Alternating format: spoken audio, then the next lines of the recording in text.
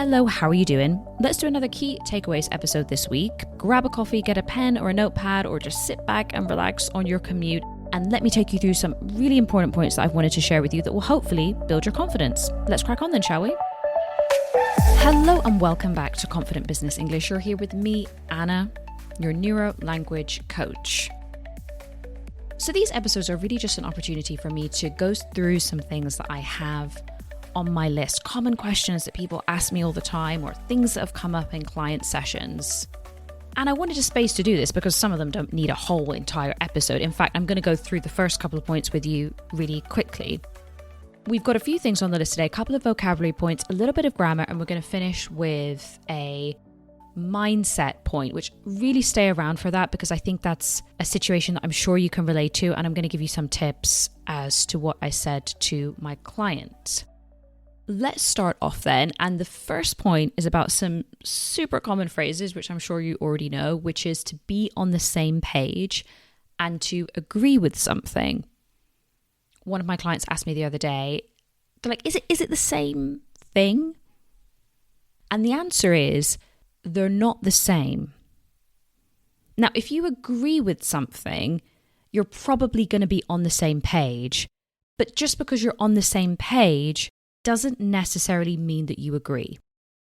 So I want you to think about agreeing with something is you accept or you approve an idea or an opinion or a proposal, but to be on the same page is really more about understanding. You understand the situation in the same way, but you don't necessarily agree with it. I hope that distinction is a little bit clearer. And while we're on the topic of agreeing, another phrase that's just popped into my head that I feel sometimes people don't use correctly is to see eye to eye with someone. This essentially means that you agree with somebody on most things. You have the similar point of view, you approach things in the same way. Now, the first thing is it's not a very common phrase, to be honest, and it's actually more common in the negative. And rather than saying it directly to somebody like, I'm sorry, I don't see eye to eye with you, it's more an observation about a relationship that you have. For example, I don't know your situation, but maybe you have a bit of a difficult relationship with your boss and you don't really see eye to eye with each other. You're using it in the negative and it's more of an observation. Interestingly, this phrase comes from the Bible originally, and then over time it's entered general English usage. But honestly, I wouldn't worry too much about using it, but can be a really good one to know if you're having a chat with somebody and then they say, well, I don't really see eye to eye with my boss. You're going to be like, aha, I know exactly what you mean. All right, moving on. I'm working with a few clients at the moment actually on how to be more assertive and firm in English. And maybe you have some situations like this where you have to push people for things, or maybe people request a lot of things from you and you have to say, no, not right now. And actually, a lot of it is about word choice. Because of course, you can say anything in a polite way, that's my belief, but some of it is about the vocabulary that you choose.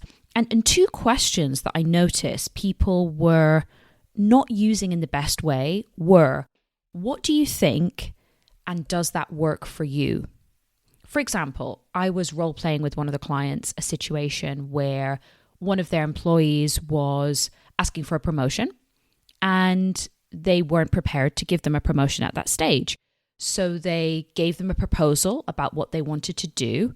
Then they said, what do you think? A question to sound more firm would be, does that work for you?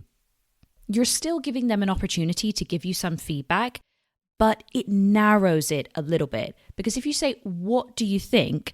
That's an open question and you're inviting more feedback, which is okay for some scenarios. But in this case, it's like, look, I'm not prepared to give you a promotion at this stage. Here's the plan and here's what we're going to do. Does that work for you? Yes or no?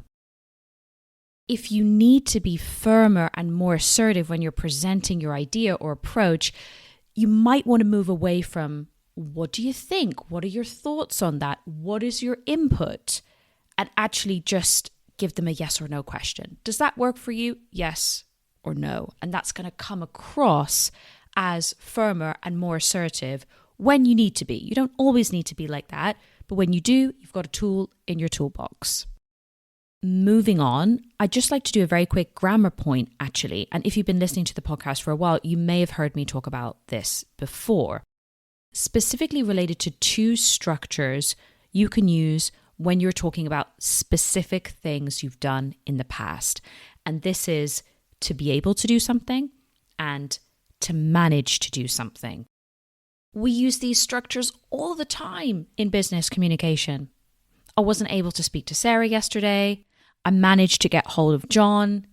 So you could do it just on your task basis. We could scale it up and we could use it to report on progress. The team has really managed to improve their productivity in this quarter. We were able to get a lot of new clients. We have managed to increase our revenue, or maybe also the opposite. We haven't managed to reach our objectives this month, and we haven't been able to make as much ground as we had planned. To make ground is just progress. So this is my call to you, to encourage you to use these structures a little bit more. They're so underused, but it's going to sound really natural if you add them into your vocabulary. Moving on, and this one is more tip or recommendation.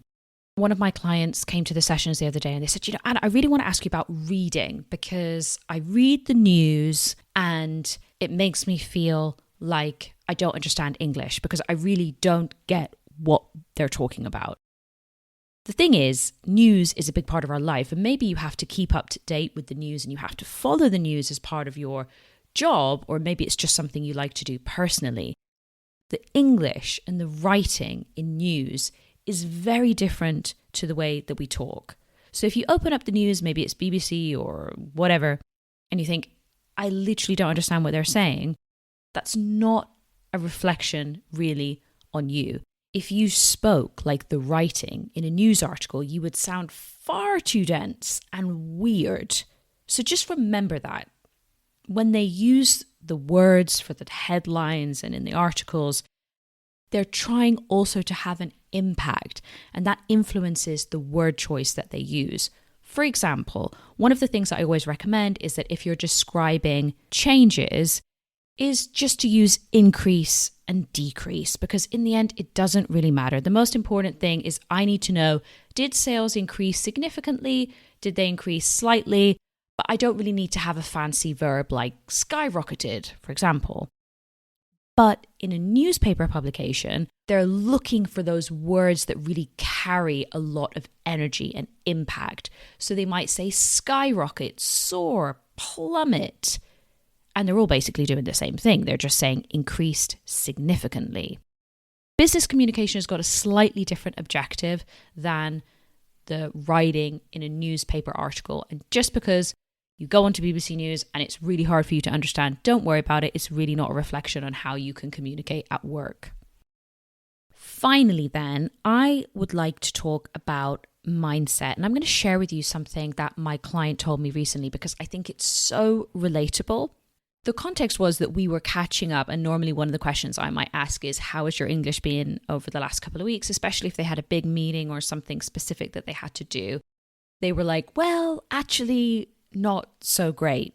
They were like, I just feel so nervous all the time. I just stay quiet in the meetings. I don't really say anything. And they had this one specific interaction with a group of executives that didn't really go as they had hoped.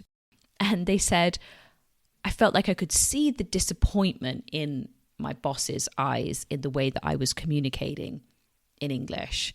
And they were like, it just feels like I'm being evaluated by everybody, and everybody is testing my English all the time. They also described another situation where some people had come to the office for a meeting and they were all in the coffee room having a break and chatting and things like that. But they were like, actually, I just feel safer if I'm at my desk. I'm just going to go over my script again before the meeting. They also said, it just feels like English communication is more important than the expertise and knowledge and skills that I have. And they were like, I feel secure in that, but it's so frustrating that I can't express it in English.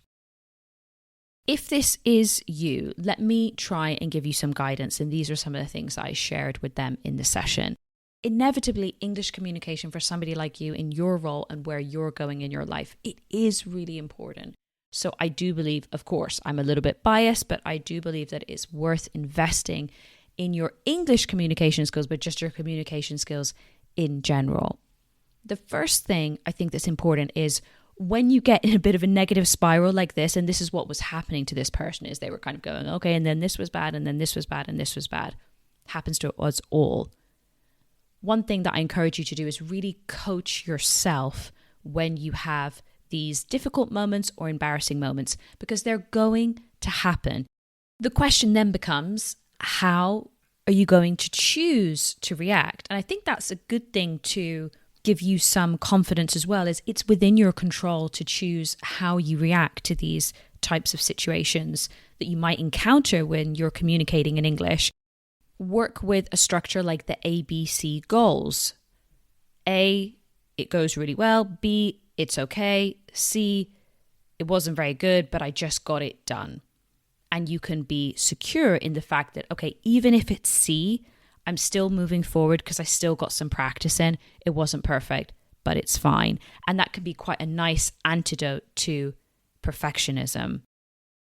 If you're finding it hard to speak up, just start really small. One sentence, one question. Maybe, okay, I'm going to have a short conversation with one person, and then just push it a little bit further every single time. Another thing you could do, which I think is also important for people who are perfectionists and you're kind of always looking for the criticism or the critique, is to show yourself the progress. So you could write down, today asked a question in the meeting, yesterday intervened with the client, last week asked a challenging question. It doesn't need to be anything flowery or whatever, but just so you can go at the end of the day and you can write those things down and you can say, okay, I'm feeling a little bit bad about my English today, but let me just go back and check what are the things that I actually did. Okay, that's not so bad. And it can help be a little bit of an antidote to these negative spirals. So I hope you liked that story, and perhaps you can take away even just one of those tips to help build your confidence. That's all for today then. I really hope you enjoyed that episode. And if you want to get the full transcripts of the episode, as well as other extra bonus content and the newsletter, sign up and become a free member of the podcast. The link is in the show notes. Thank you so much as always for squeezing me into your busy schedule. It was great to be here with you today. And I'll see you again next week. Bye-bye.